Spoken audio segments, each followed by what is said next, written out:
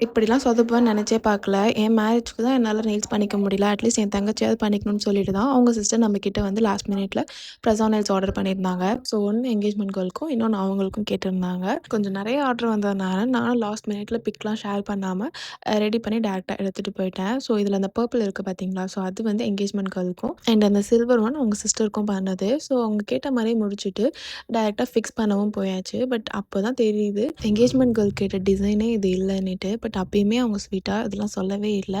Okay நான் இதே வந்து வச்சுக்கிறேன் அப்படின்ற மாரி தான் அவங்க சொல்லியிருந்தாங்க. பட் ஆனா அவங்களோட சாரீக்கு எக்ஸாக்ட்டா இருக்கிறதுனாலயும், ஸோ அது வந்து அந்த அளவுக்கா தெரியாது அப்படின்றதுனால, ரொம்ப நேரம் டிஸ்கஷன் பண்ணி அதுக்கப்புறமா அவங்க சிஸ்டர் வந்து ரொம்ப ஸ்வீட்டா என்னோட நெயில்ஸும் அவங்களுக்கே வச்சுருங்க அப்படின்னு சொன்னதுனால, 2மே மிக்ஸ் மேட்ச் பண்ணி நம்ப சேர்த்து வச்சாச்சு. இவ்ளோ சொதப்பல் பண்ணியும் அந்த சிஸ்டர் என்ன எதுவுமே சொல்லல.